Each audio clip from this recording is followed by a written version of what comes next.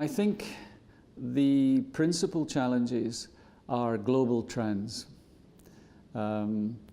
Russia and Europe, we are all in the northern hemisphere, and we're all in developed countries.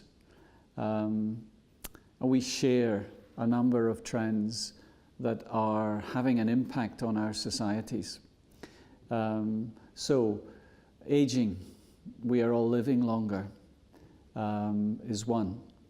Another one is low fertility. We don't have so many children. We are in advanced industrial countries, and we don't have so many children. And this means, these two things mean that the population is getting older.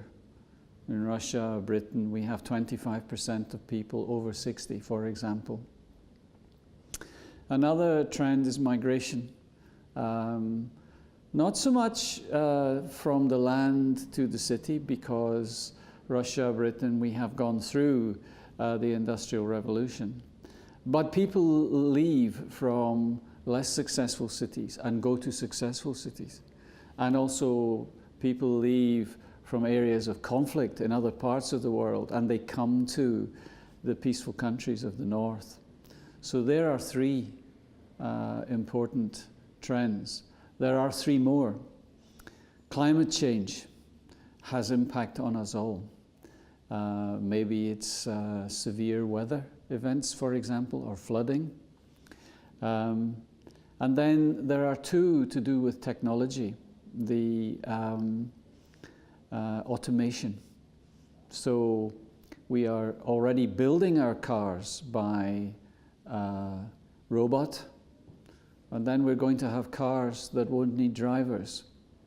In the US, for example, the most popular job for a man who doesn't have formal qualifications is to be a driver. There's 15 million truck drivers. If we automate the trucks, what will these people do? And then finally, artificial intelligence. We use it the banks use it. We have it in the house, we have it in our mobile phone, you know.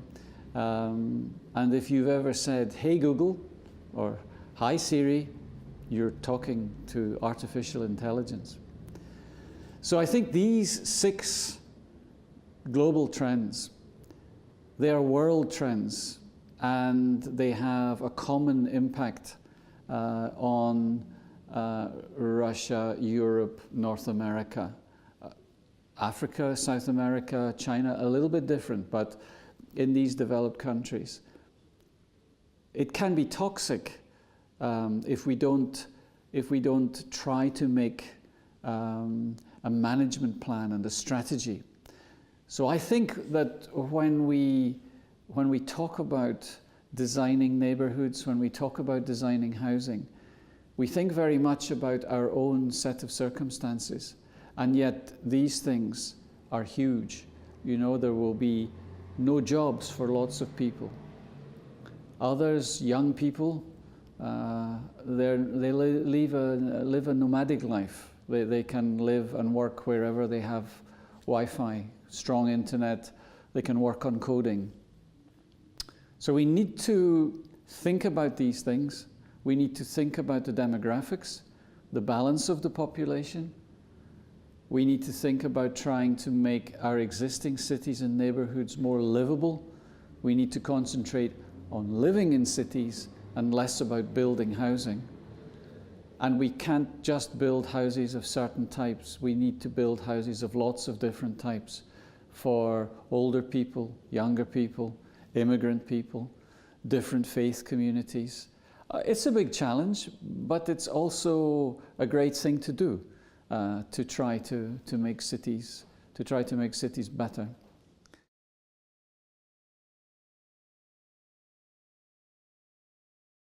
So one of the things we have seen from the end of the 20th century until the 21st century, we see a paradigm shift from the industrial city to the knowledge city. And the needs of the knowledge city are completely different than the needs of the industrial city. The industrial city is about proximity to natural materials, keeping industry away from where people live. And we have to remember that. That's one of the reasons you have the microrayon.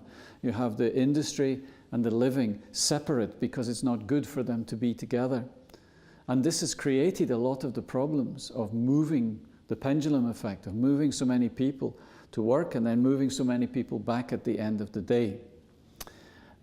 Yes, there's some problems with the housing themselves, but a lot of the issues are to do with the structure of the industrial city and the needs of the industrial economy. The knowledge economy is very different.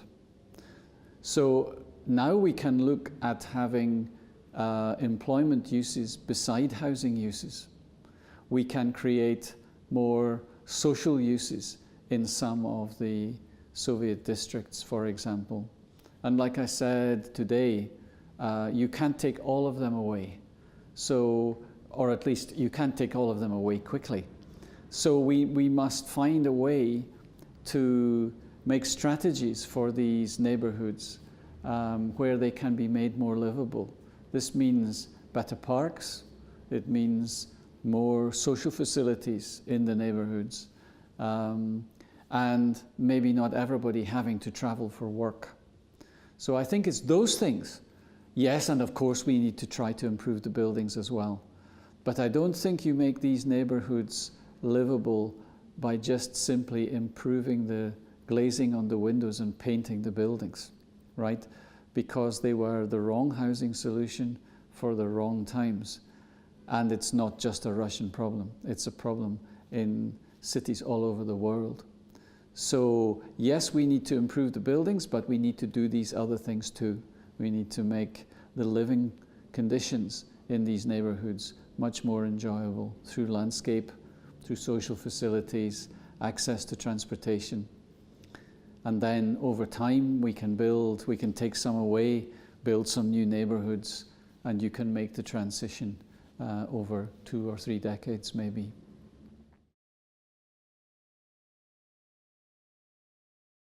For me, the architect of the present and the architect of the future needs to make places for people rather than shiny new buildings that celebrate the art of the architect. I think that's the most important thing.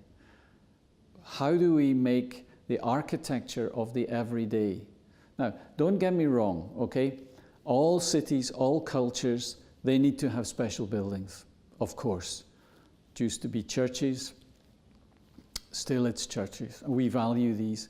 We need cultural buildings, we need theatres, and yes, of course, these must be special buildings. But the neighbourhoods where we live, the public spaces, we need to design these for people and make them function for people, rather than make them some kind of architectural zoo about, look how great this building is, you know?